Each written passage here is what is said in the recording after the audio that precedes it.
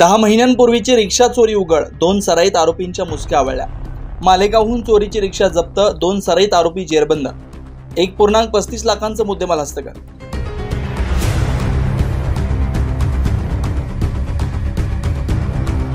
दहा महिन्यांपूर्वी चोरीला गेलेली रिक्षा अखेर मिळाली, गुन्हे शाखेची यशस्वी कारवाई।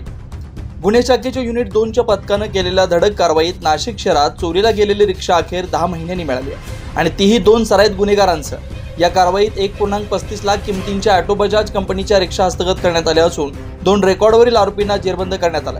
गुन्हे शाखेचे अधिकारी मोटरसायकल चोरीच्या प्रकरणाचा तपास करत असताना पोलीस उपनिरीक्षक मुख्तार खान पठाण यांना गुप्त माहिती मिळाली की मालेगावच्या रमजानपुरा भागात चोरीची रिक्षा लपवली गेली। गुन्हे शाखेचे अधिकारी मोटरसायकल चोरीच्या प्रकरणाचा तपास करत असताना पोलीस उपनिरीक्षक मुख्तार खान पठाण यांना गुप्त माहिती मिळाली की मालेगावच्या रमजानपुरा भागात चोरीची रिक्षा लपवली गेली आहे। या माहितीच्या आधारे प्रभारी अधिकारी सहाय्यक पोलीस निरीक्षक हेमंत तोडकर यांच्या मार्गदर्शनाखाली पोलिसांनी तातडीने पथक तयार केलं आणि मालेगावच्या सना गॅरेज परिसरात सापळा रचून 2 संशयितांना अटक केली।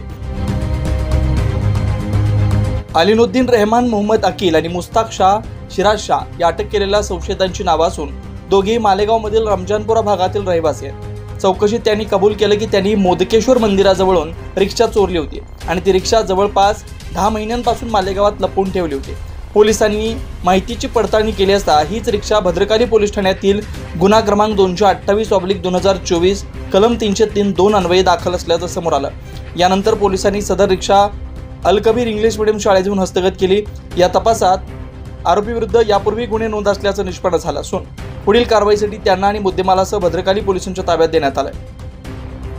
9 न्यूज महाराष्ट्र ब्युरो, नाशिक।